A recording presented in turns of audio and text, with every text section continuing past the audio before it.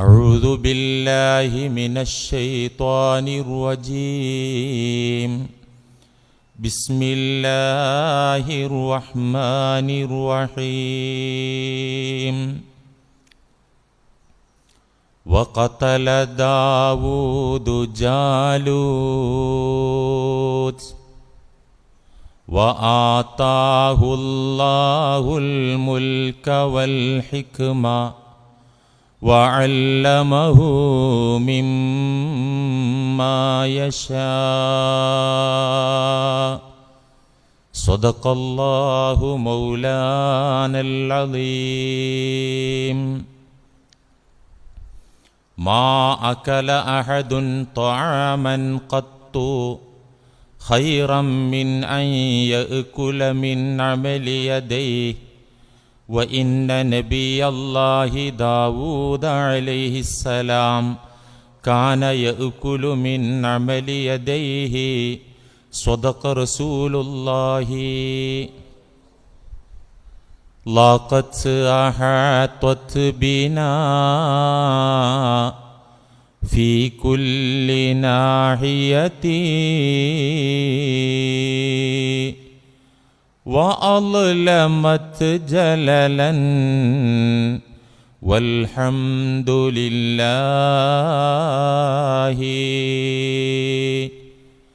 لم نرتجي كشف ضر ثم حادثتي في كل نائبة إلا من الله فاثق به في ملمات الأمور ولا تجعل يقينك يوما غير الله.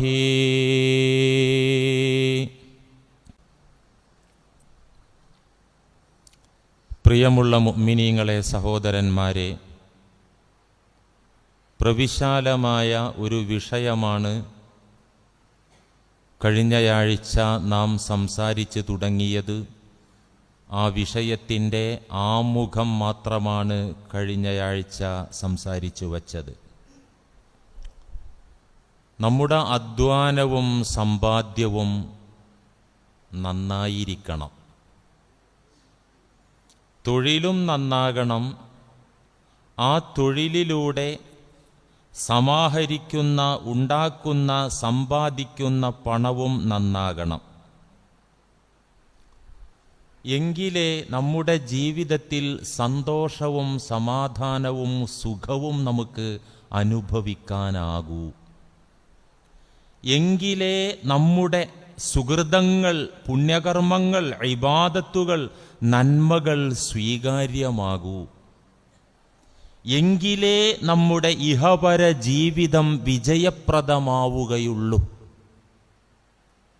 ഇക്കാരണത്താലാണ് പടച്ച തമ്പുരാൻ പരിശുദ്ധ ഖുർആനിലൂടെ സമൂഹത്തിൻ്റെ വിവിധ തരക്കാരെ, എല്ലാ വിഭാഗങ്ങളെയും സ്പെഷ്യലായി പ്രത്യേകമായി എടുത്തു പറഞ്ഞ്, വിളിച്ചു പറഞ്ഞ് ഉപദേശിച്ചത്.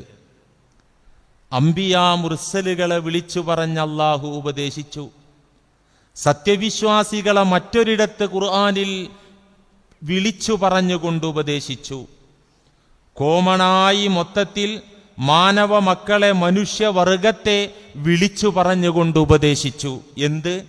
നിങ്ങൾ നല്ല തൊഴിൽ ചെയ്യണം, നല്ല വിധത്തിൽ അധ്വാനിക്കണം, നല്ലത് മാത്രം സമാഹരിക്കുകയും സമ്പാദിക്കുകയും അതുകൊണ്ട് ജീവിക്കുകയും വേണം.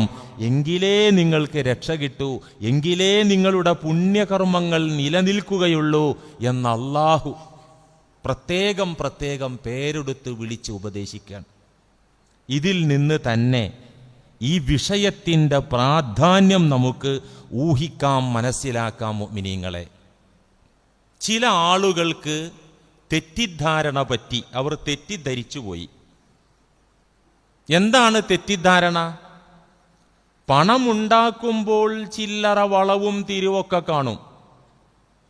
പൈസ സമ്പാദിക്കുമ്പോൾ കുറച്ചൊക്കെ കണ്ണടക്കേണ്ടി വരും. അല്ലാതെ ഇങ്ങനെ ഇപ്പൊ ഈ കാലത്ത് കച്ചവടം ചെയ്യാൻ പറ്റുകയെന്നേ. മുസ്ലിയാർക്ക് ഇപ്പൊ അവിടെ നിന്നിട്ട് വീമ്പിളക്ക പ്രസംഗിക്ക. മുസ്ലിയാരെ കമ്പോളത്തിലൊന്ന് ഇറങ്ങി നോക്ക്. ഇച്ചിരി തട്ടിപ്പും വെട്ടിപ്പൊന്നും ഇല്ലാണ്ട് പണം ഉണ്ടാക്കാനും കച്ചവടം ചെയ്യാനൊന്നും കഴിയൂല.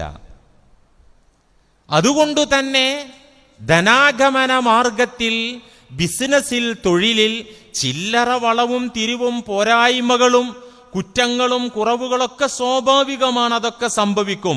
അങ്ങനെ സംഭവിച്ചു പോയാൽ നന്നായി ദാനം ചെയ്താൽ മതി. സ്വതക്ക ചെയ്താൽ ആ കുറ്റത്തിൽ നിന്ന് രക്ഷപ്പെടാം എന്ന്.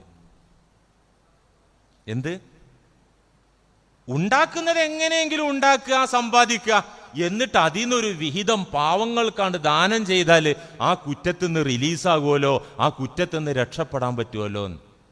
അബദ്ധമാണിത്, ഭീമാബദ്ധം. ഇരുമ്പൊലൊക്കെ വിഴുങ്ങിയിട്ട് ചുക്കുവെള്ളം കുടിച്ചാൽ ദഹിക്കൂല എന്ന് പഴമക്കാർ ചൊല്ലുന്നൊരു ചൊല്ലുണ്ട്, ഒരു പഴഞ്ചൊല്ല്. ഇരുമ്പൊലൊക്കെ വിഴുങ്ങിയിട്ട് ചുക്കുവെള്ളം കുടിച്ചാൽ ദഹിക്കൂല.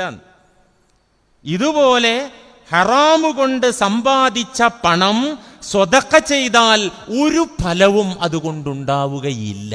ഫലം ഉണ്ടാവില്ല എന്ന് മാത്രമല്ല, PSC ടെസ്റ്റ് ചെയ്തേ മാതിരിയാണ്. മൈനസ് മാർക്ക്, അടിയും കിട്ടും. ഫലമില്ലെങ്കിൽ ഇപ്പം അതാണ് പോയിക്കോട്ടെ എന്ന് വിചാരിച്ചാൽ മതി. അങ്ങനെ കിട്ടിയതാണല്ലോ. ഏത് തട്ടിപ്പ് കൂടെ ഉണ്ടാക്കിയ മുതലാണ്. പോണ വഴിക്ക് പൊക്കോട്ടെ എന്ന് വിചാരിച്ചാൽ മതി. അങ്ങനെ മാത്രമല്ല, ഫലം ഉണ്ടാവില്ല എന്ന് മാത്രമല്ല, അതുകൊണ്ട് അടിയും കിട്ടും. ഒരാൾ പലിശ ഇടപാട് കൊണ്ട് സമ്പാദിച്ച പണം പള്ളിക്ക് സംഭാവന ചെയ്താൽ, പലിശപ്പണം മദ്രസയ്ക്ക് ദാനം നൽകിയാൽ, പലിശപ്പണം യതീംഖാനക്ക് സ്വതക്കയായി സമർപ്പിച്ചാൽ കൂലിയില്ല, രക്ഷയുമില്ല. കച്ചവടത്തിൽ വെട്ടിപ്പും തട്ടിപ്പും ചതിവും വഞ്ചനയും കാണിച്ച് സമ്പാദിച്ചുണ്ടാക്കിയ ലാഭമുണ്ടല്ലോ, പണമുണ്ടല്ലോ, അത് പാവങ്ങൾക്ക് സ്വതക്ക ചെയ്താൽ കൂലിയില്ല, രക്ഷയില്ല.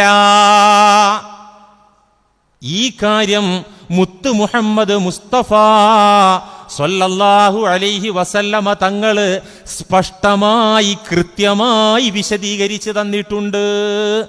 ഇമാം അഹ്മദ് റഹിമഹുല്ല മുസ്നദിൽ ഉദ്ധരിച്ച സ്വഹീഹായ ഹദീസ്, ഖാല റസൂലുള്ളാഹി സ്വല്ലല്ലാഹു അലൈഹി വസല്ലം.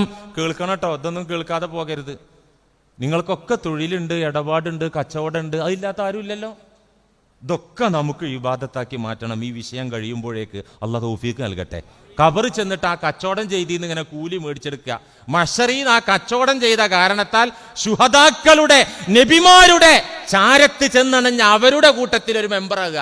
ആര്? കച്ചവടക്കാരൻ. അങ്ങനെ ഒരു കച്ചവടക്കാരൻ ഉണ്ട്. നമുക്കത് പഠിക്കണം. എല്ലാവരും ഉണർന്നോളൂ നന്നായിട്ട്. ഇനി ഇങ്ങനെ ഒരു ലാഘവത്തോടെ ഒരു മട്ടിൽ കേൾക്കല്ല, ശരിക്ക് കേൾക്കുക ഈ വിഷയം തീരുന്നത് വരെ. കാരണം ഇത് നമ്മുടെ ദുന്യാവിലെയും ആഖിറത്തിലെയും ജീവിതത്തിൻ്റെ സമാധാനത്തിന് അനിവാര്യമാണ്. അതുകൊണ്ട് കേട്ടേ പറ്റുള്ളൂ. നിങ്ങൾ കേട്ടാലും കേട്ടില്ലെങ്കിലും എൻ്റെ ഉത്തരവാദിത്തം ഞാൻ ഇവിടെ നിർവഹിക്കും. കേട്ടാൽ നിങ്ങൾക്ക് നല്ലത്. അള്ളാഹു തൗഫീഖ് നൽകട്ടെ. മുത്ത് റസൂല് പറയുന്നു, ലാ യക്സിബു അബ്ദുൻ മാല ഹറാം.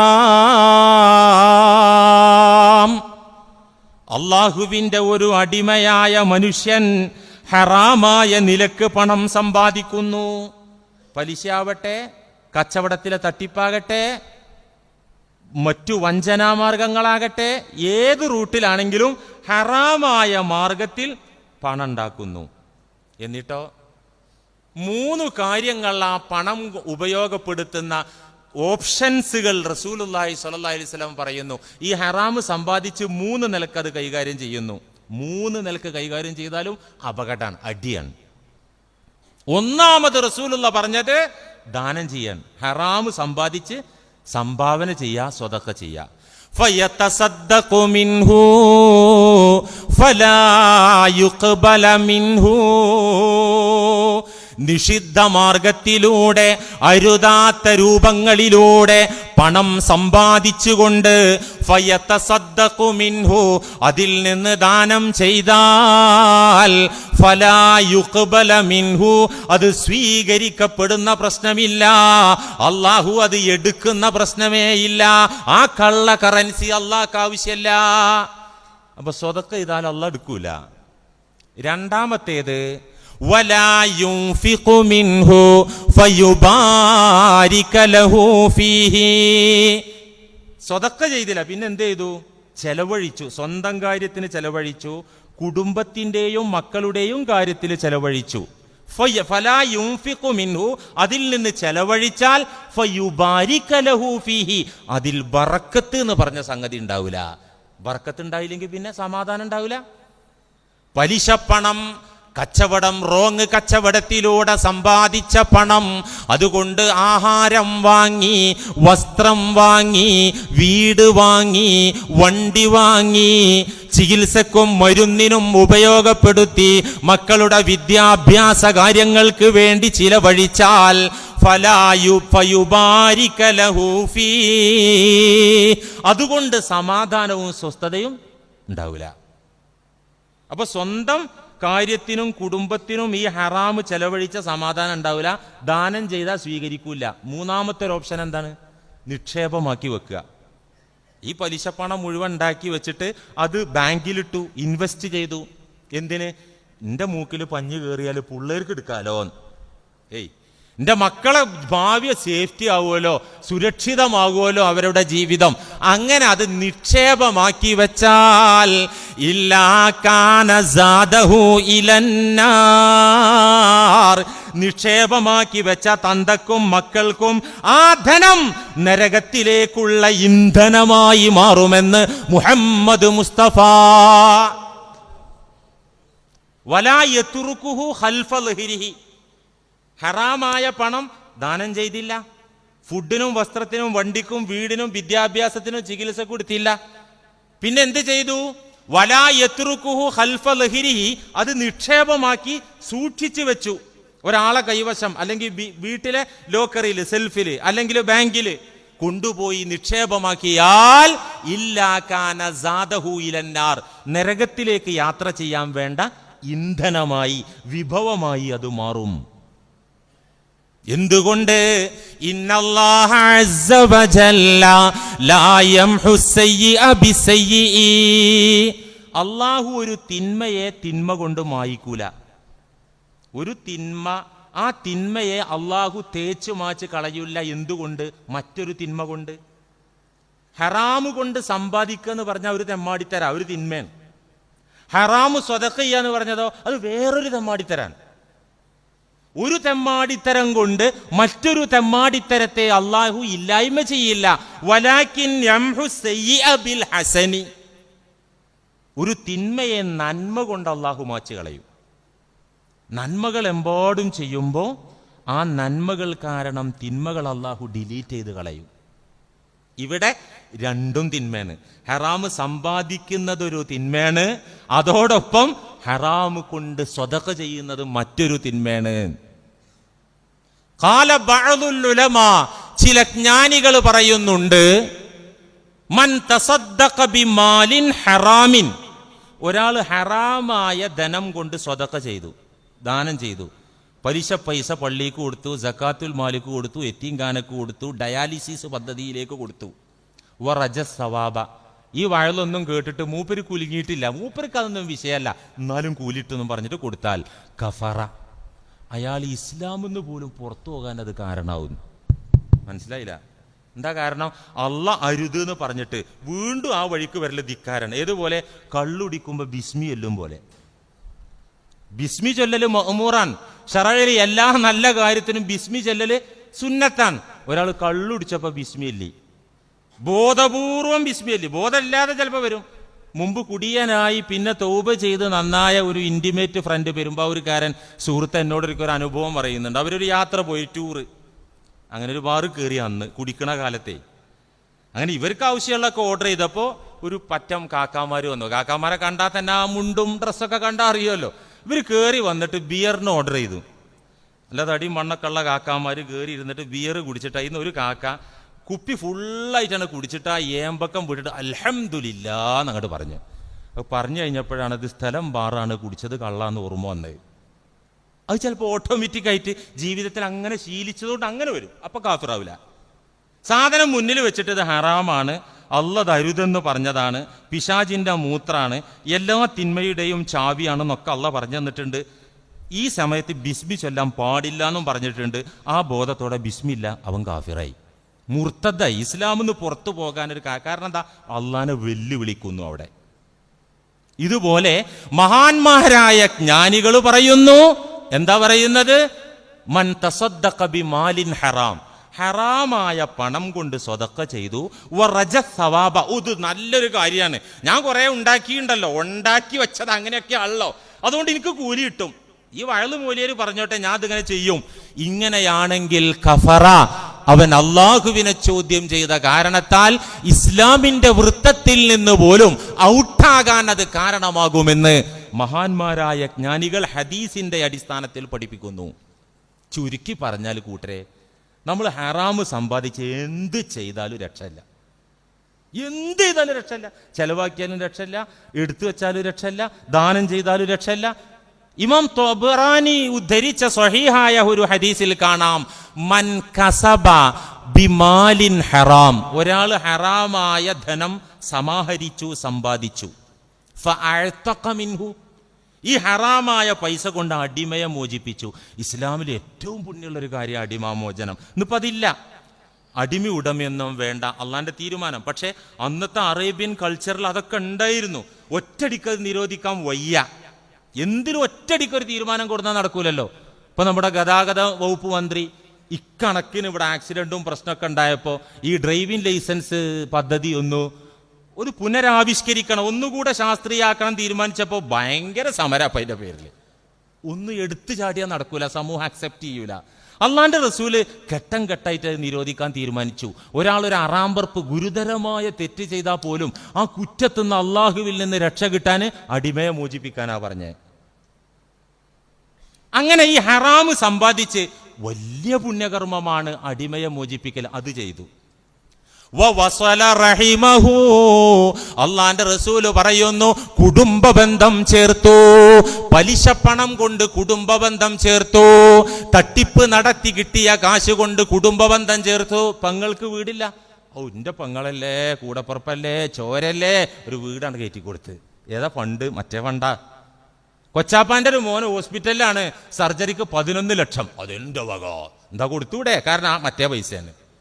ഇങ്ങനെ ചെയ്താൽ, ഇത്തരം നല്ല നല്ല കാര്യങ്ങൾ ചെയ്താൽ പോലും കാനദാലിക ഇസ്റൻ അലൈഹി, അതുകൊണ്ട് കൂലി ഉണ്ടാവില്ല എന്ന് മാത്രല്ല, അതൊരു വയ്യാവേലിയായി, ഭാരമായി അവന്റെ തലയിൽ തന്നെ വന്ന് കിടക്കും. ഏത്? ആ സ്വതക്ക.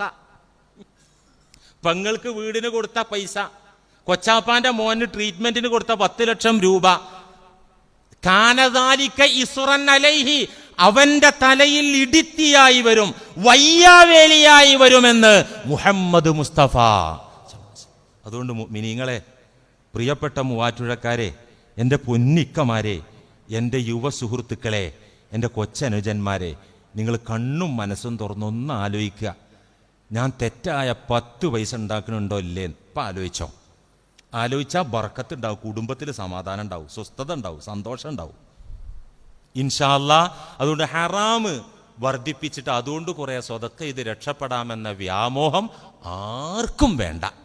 ഇനി ഇൻഷാ അല്ലാഹ് നമുക്ക് നോക്കാനുള്ളത് തൊഴിലിൻ്റെ, അധ്വാനത്തിൻ്റെ, കച്ചവടത്തിൻ്റെ മഹാത്മ്യത്തെക്കുറിച്ചാണ്.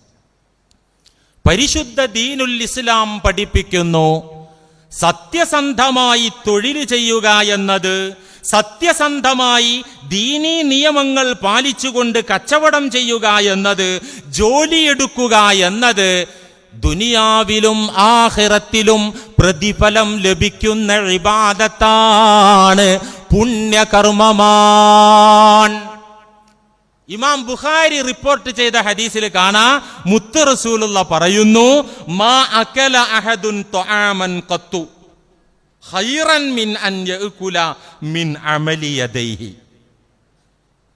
ഏറ്റവും നല്ല ജീവിതം ആരെ ജീവിത?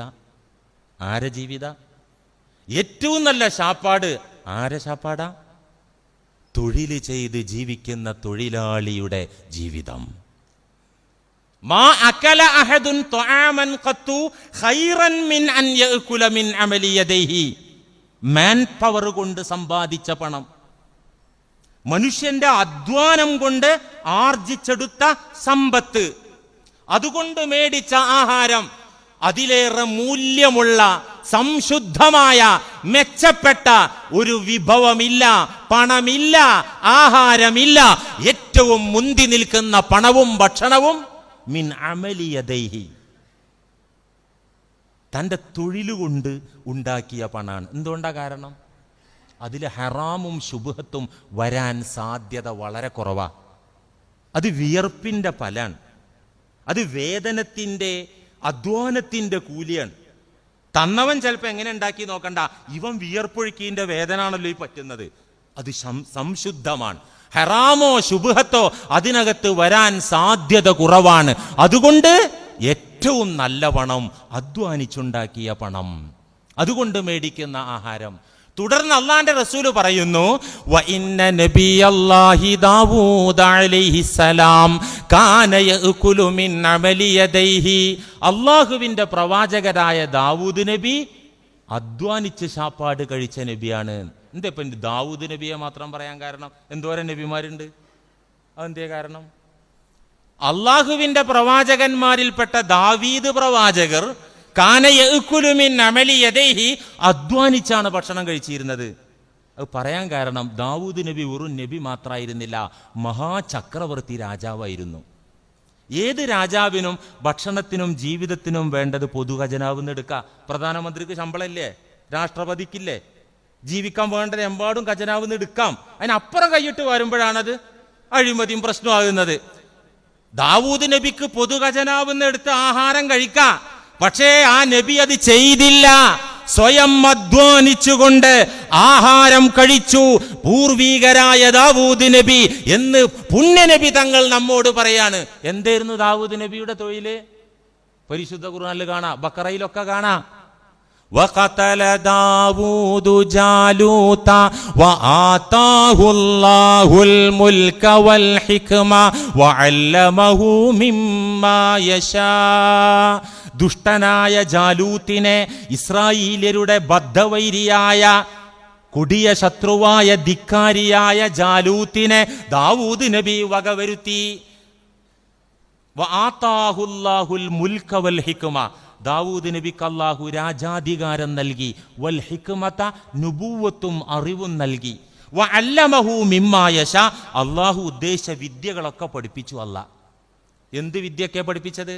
വഅല്ലംനാഹു സ്വൻഅത ലബൂസിൻ ലക്കും, യുദ്ധങ്ങളിൽ സ്വയം രക്ഷയ്ക്ക് വേണ്ട പടയങ്കി നിർമ്മാണം നാം ദാവൂദ് നബിക്ക് പഠിപ്പിച്ചു. പടയങ്കി, അന്നത്തെ ബുള്ളറ്റ് പ്രൂഫ്, അത് ഇരുമ്പുകൊണ്ടൊക്കെ ഉണ്ടാക്കുക പടയങ്കി, അത് ഉണ്ടാക്കാൻ പഠിപ്പിച്ചു. വഅലന്നാ ലഹുൽ ഹദീദ്, ഇരുമ്പിനെ നാം ദാവൂദ് നബിക്ക് മയപ്പെടുത്തി കൊടുത്തു. നമ്മൾ പൊറോട്ടയുടെ ചപ്പാത്തിയുടെ മാവുണ്ടല്ലോ കുഴച്ചാൽ, അതുപോലെ ഇരുമ്പ് കയ്യിൽ. അന്ന് കട്ടിംഗ് മെഷീനില്ല, ഇത് വെന്റാക്കുന്ന മെഷീനില്ല, വെൽഡിംഗ് ഇല്ല. അന്നത്തെ കാലത്ത് ഇരുമ്പിനെ മാവ് പോലെ കൈ കൊണ്ട് ഒടിക്കാനും വളക്കാനുള്ള കരുത്ത് കൊടുത്തു. അതുകൊണ്ട് ജീവിച്ചു ആര്? സയ്യിദുനാ ദാവൂദ് അലൈഹിസ്സലാം. സ്വഹാബത്ത് ചോദിക്കുന്നുണ്ട്, അയ്യുൽ കസ്ബി അത്വയബു യാ റസൂലല്ലാഹ്, ഒത്തിരി പണി ഇടപാടും ജോലിയൊക്കെ ഉണ്ടല്ലോ, ഏറ്റവും നല്ല സംശുദ്ധമായ അള്ളാഹ്ക്ക് ഇഷ്ടപ്പെട്ട തൊഴിൽ ഏതാ റസൂലേ? ഏതാ റസൂലേ? അള്ളാന്റെ റസൂല് പറഞ്ഞു കൊടുത്തു, അമലുർ റജുലി ബിയദിഹി, ഒരാൾ അധ്വാനിക്കുക, വിയർപ്പൊഴിക്കുക, തന്നെ അള്ളാഹ്ക്ക് വലിയ ഇഷ്ടം. പുണ്യുള്ള ഇബാദത്താണ് ഈ പറയുന്നത്. അതോട് ചേർത്ത് പറഞ്ഞു, വകുല്ലു ബൈഇൻ മബ്റൂറിൻ, എല്ലാ ഗുണകരമായ കച്ചവടവും, നല്ല കച്ചവടം, ദീനി മര്യാദ പാലിച്ചുള്ള കച്ചവടങ്ങളൊക്കെ നല്ല തൊഴിലുകളാണ്, അള്ളാഹ്ക്ക് ഇഷ്ടമാണ്, പ്രതിഫലം ലഭിക്കുന്ന ഇടപാടാണ്. ദാവൂദ് നബി അലൈഹി സ്വലാം മാത്രമല്ല കേട്ടോ തൊഴിൽ ചെയ്തത്, അത് ഒരു ചക്രവർത്തിയായിട്ട് പോലും തൊഴിൽ ചെയ്തു എന്നുള്ള ആ പ്രത്യേകത കൊണ്ടായി എടുത്തു പറഞ്ഞത്. പരിശുദ്ധ ഖുർആൻ പേരെടുത്ത് പരിചയപ്പെടുത്തി തന്ന നബിമാരിൽ ഒട്ടുമിക്ക നബിമാരും തൊഴിലും ഇടപാടും അധ്വാനമുള്ളവരായിരുന്നു. കാന സയ്യിദുന ആദം അലൈഹിസ്സലാം യഅമലു ഫി സറാഅ. ആദം നബി അലൈഹിസ്സലാം നല്ലൊരു കർഷകനായിരുന്നു. സ്വർഗത്തിൽ നിൽക്കുമ്പോൾ അതിൻ്റെ ആവശ്യമില്ല. കളക്കണ്ട പൂട്ടണ്ട വെയില് കൊള്ളണ്ട നിനക്കുള്ളതൊന്നും തന്നെ നീ അറിയണ്ട. ലഞ്ചെന്ത്, അത്താഴെന്ത്, ബ്രേക്ക്ഫാസ്റ്റ് എന്ത്, ഒന്നും അറിയണ്ട. ആ നേരത്തിലെത്തിക്കോളൂ. എവിടെ? സ്വർഗത്തിൽ. അവിടുന്ന് ഭൂമിയിൽ വന്നാൽ ഈ ഇടപാട് നടക്കൂലല്ലോ. ആദം നബി അലൈഹി സ്വലാം ഭൂമിയിൽ വന്നിട്ട് നല്ലൊരു കർഷകനായി കൃഷി ചെയ്തു. മാത്രമല്ല അന്ന് ആരും ആന്ധ്രക്കാരനില്ല, അന്ന് പാലക്കാടൻ മട്ട വരാനില്ല. അന്ന് ആദം നബിനെ ആ പണി ചെയ്യണ്ടേ? അതുകൊണ്ട് യഅമലു ഫി സറാഅ, നല്ല കർഷകനായിരുന്നു. വകാന നൂഹുൻ അലൈഹിസ്സലാം നജ്ജാറ. നൂഹ് നബി അലൈഹിസ്സലാം നല്ലൊരു മരാശാരിയായിരുന്നു. സാധാരണ ആശാരിക്ക് കപ്പലുണ്ടാക്കാൻ കഴിയൂല. അതിന് സ്പെഷ്യൽ ബോട്ട്, വഞ്ചിയൊക്കെ ഉണ്ടാക്കാൻ സ്പെഷ്യൽ ആശാരിമാർ വേണ്ടേ? ആ പണി ആർക്കറിയായിരുന്നു? മഹാനായ നൂഹ് നബി അലൈഹി സ്വലാമിന് സ്വന്തം കപ്പലുണ്ടാക്കിയിരുന്നു, യാത്ര ചെയ്തൊക്കെ ഖുർആൻ പറഞ്ഞിരുന്നില്ലേ? വകാന ഇദ്രീസു അലൈഹിസ്സലാം ഖയ്യാത്തൻ. പ്രവാചകരായ സയ്യിദുന ഇദ്രീസ് അലൈഹിസ്സലാം തയ്യൽക്കാരനായിരുന്നു, നെയ്ത്തറിയുന്ന ആളായിരുന്നു, അന്നത്തെ ടൈലറായിരുന്നു. വകാന ഇബ്രാഹിമു അലൈഹിസ്സലാം ബസ്സാസൻ.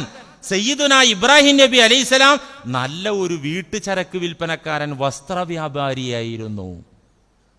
കച്ചവടം. അതിനെ ഇബ്രാഹിം നബി എന്നൊക്കെ പറയുമ്പോൾ നമ്മൾ കരുതും പള്ളിയിൽ ഇങ്ങനെ കുത്തിയിരിക്കുക, തസ്ബീഹ് ഇങ്ങനെ ചൊല്ലുക, ആൾക്കാരോട് ഇങ്ങനെ വഴുതറിയാ. അല്ല, കാന ബസ്സാസൻ, നല്ലൊരു കച്ചവടക്കാരൻ, തുണി വ്യാപാരം പ്രത്യേകിച്ചും.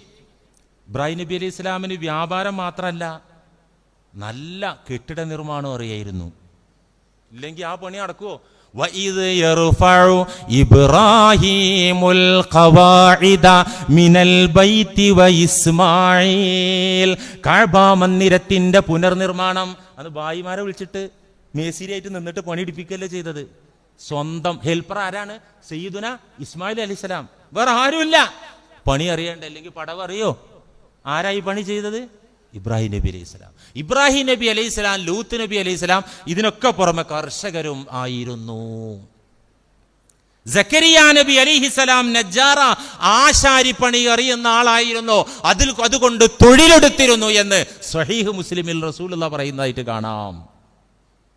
മുത്ത് മുഹമ്മദ് മുസ്തഫ സല്ലല്ലാഹു അലൈഹി വസല്ലമ തങ്ങള് കുഞ്ഞുനാളിൽ തന്നെ ഇടയ ജോലി ചെയ്തല്ലോ, ആടുമേക്കുന്ന കൂലിപ്പണി ചെയ്തല്ലോ. അല്ലേ? ചെയ്തില്ലേ? ശുഐബ് നബി അലൈഹിസ്സലാം, മൂസാ നബി അലൈഹിസ്സലാം, ഈസാ നബി അലൈഹിസ്സലാം എല്ലാവരും ഇടയന്മാരായിരുന്നു, ആട്ടിടയന്മാര്, ആടിനെ പോറ്റുക. ബുഖാരിയിൽ ഒരു ഹദീസ് കാണാ, മാ ബഅസല്ലാഹു നബിയൻ ഇല്ലാ റഅൽ ഗനമ. അല്ലാഹ് ഏതൊരു നബിയെ നബിയായിട്ട് നിയോഗിക്കും മുമ്പ് ആടുമേക്കൽ ജോലി ആദ്യം കൊടുത്തിരുന്നു, ട്രെയിനിങ്. ഈ മനുഷ്യന്മാരെ മേക്കും മുമ്പ് ആടിനെ മേക്കിയിട്ടൊരു ട്രെയിനിങ് എല്ലാ നബിമാർക്കും കൊടുത്തിരുന്നു. ഇത് കേട്ടപ്പോ സഹാബത്ത് അന്ത മദീനത്ത് വെച്ചാ ഈ പറയണേ, അങ്ങ് ഞാൻ മക്ക ജീവിതകാലത്ത് ചില്ലിക്കാശ് കൂലി മേടിച്ച് ഞാൻ ഈ പണി ചെയ്തിട്ടുണ്ട്, അള്ളാഹ് എന്നെ കൊണ്ടും ആ പണി എടുപ്പിച്ചിട്ടുണ്ട്. നല്ല ബറക്കത്തുള്ള പണിയാണ് ആടിനെ പോറ്റുക എന്ന് പറഞ്ഞത്. എനിക്ക് പറ്റൂല, നിങ്ങൾക്ക് എല്ലാവർക്കും ഒന്നും പറ്റൂല. ഒരു പണിയില്ല, അത്യാവശ്യം ആരോഗ്യമൊക്കെ ഉണ്ടെങ്കിൽ 5 നേരം നിസ്കരിച്ചു പോണ ഇക്കന്മാരില്ലേ, ഒരു 4 ആടിനാണ് മേടിച്ചോ, ബറക്കത്തുള്ള പണിയാണത്.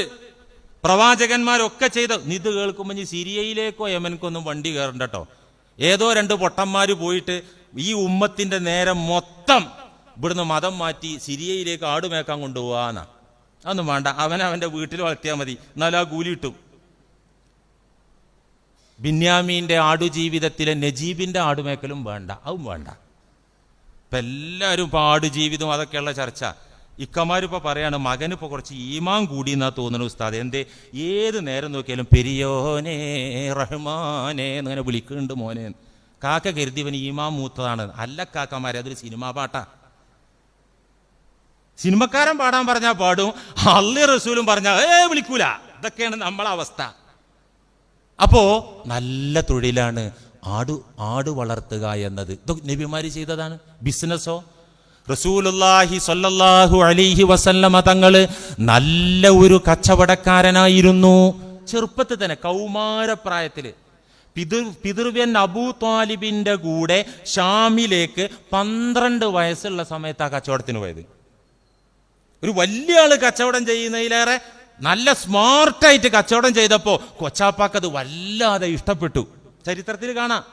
പിന്നെ യുവത്വത്തിലേക്ക് കാലെടുത്ത് വെക്കുന്ന സമയത്ത് ഖദീജ ബീവിയുടെ ചരക്കുമായി സിറിയയിലേക്ക് കച്ചവടത്തിന് അള്ളാന്റെ റസൂല് പോയി. ആ കച്ചവടത്തിലെ സ്മാർട്ട്നെസ് കണ്ടിട്ടാണ് ഖദീജ ബീവിക്ക് പ്രണയം മുട്ടിട്ടത്. ചരിത്രത്തിൽ കാണാം. ചെറുപ്പക്കാരൻ, സുന്ദരൻ, സുമുഖൻ, നല്ല കഴിവുള്ള ബിസിനസ്മാൻ. ഖദീജ ബീവി മക്കയിലെ കുലീനയാണ്, നല്ല സമ്പത്തുള്ള സ്ത്രീയായിരുന്നു. അവർക്ക് ഈ കച്ചവടത്തിലുള്ള മികവ് കണ്ടിട്ടാണ് ഇഷ്ടം കൂടാൻ ഒരു കാരണം. നല്ല കച്ചവടം. ചുരുക്കി പറഞ്ഞാൽ നമ്മൾ ചെയ്യുന്ന കച്ചവടം, നമ്മുടെ തൊഴിലുകൾ, ഇതൊക്കെ തീർച്ചയായിട്ടും നമുക്ക് ഇബാദത്താക്കി മാറ്റാൻ പറ്റും. എങ്ങനെ? ചില്ലറ നിബന്ധനകൾ പാലിച്ച് നമ്മുടെ തൊഴിൽ മുന്നോട്ട് നാം നയിച്ചാൽ, നമ്മുടെ ബിസിനസ് നാം മുന്നോട്ട് പോയാൽ, രാവിലെ കുളിച്ചിറങ്ങിയിട്ട് ആ കടയിൽ പോയിട്ട് ബിസ്മിൻ ചൊല്ലിയിട്ട് തുറന്നിട്ട് രാത്രി വൈകുന്നേരം 9 മണിക്കത് ക്ലോസ് ചെയ്ത് വരുന്നത് വരെ നീ ജിഹാദിലാണെന്ന് ഖാല റസൂലുള്ളാഹി. പോരെ. പിന്നെ ഇപ്പൊ ദീനിന്റെ മാർഗത്തിൽ പരിശ്രമം എന്ന് പറഞ്ഞാൽ പ്രത്യേകം ഒന്നും കച്ചകെട്ടി പോണ്ട കേസ് വരൂല. പിന്നെ എന്തും ദീനാക്കാൻ പറ്റും നമുക്ക്. ഇതിവിടെ ദുന്യാവ്, അത് ഇല്ലല്ലല്ലല്ല, ഇതും ദീൻ തന്നെ. ഏത്? ഈ കച്ചവടം ദീൻ തന്നെ, ഇതും ദീൻ തന്നെ. ഇത് ദീനായി മാറണം, മാറിയേ പറ്റൂ. അതിനുള്ള വഴികളാണ് ഇൻഷാ അല്ലാഹ് നമുക്ക് പറയാനുള്ളത്. സമയം ഇന്നത്തെ സമയമായി. അടുത്ത ആഴ്ച തൊട്ട് നമുക്ക് ഈ മേഖല നമുക്ക് ഓരോന്നായിട്ട് പരിശോധിക്കാം. ബിസിനസ്, തൊഴിൽ, അഴിമതി, കൈക്കൂലി, പലിശ ഒക്കെ നമുക്ക് പറയാനുണ്ട്.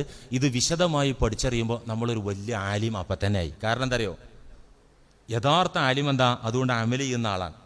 നമുക്കിത് പഠിച്ചാൽ ഇപ്പം ഹജ്ജിൻ്റെ പോരിശൊക്കെ പറഞ്ഞാൽ എല്ലാവർക്കും ഇപ്പം നടക്കുമോ? 4-5 ലക്ഷം രൂപ വേണം. എന്നാൽ തന്നെ അത് ഭാഗ്യക്കുറി മാതിരിയാണ്. ഇത് നറുക്കിട്ട് കിട്ടിയാലായി. പ്രൈവറ്റിലൊന്നും പോകാനും വയ്യ. എന്നാൽ ഇത് ഒരു പെട്ടിക്കടയെങ്കിലും ഇല്ല. കൊല്ലത്തിൽ രണ്ട് വണ്ടിയെങ്കിലും വിൽക്കുന്ന ആളുകൾ ഉണ്ടല്ലോ അവിടെ. 2 വണ്ടി ആകെ കച്ചവടം ചെയ്യുള്ളൂ. ആ കച്ചവടമാണ് മതി. രാവിലെ അങ്ങനെ മൊബൈലിൽ നോക്കുകയാണ്, ഏതെങ്കിലും ലിസ്റ്റ് ഉണ്ടോ? ഇതും ഇബാദത്താക്കണം നമുക്ക്. ഈ ലിസ്റ്റ് ഉണ്ടോ എന്നുള്ള അതും ഇബാദത്താക്കി മാറ്റണം. അള്ളാഹു തൗഫീഖ് നൽകട്ടെ.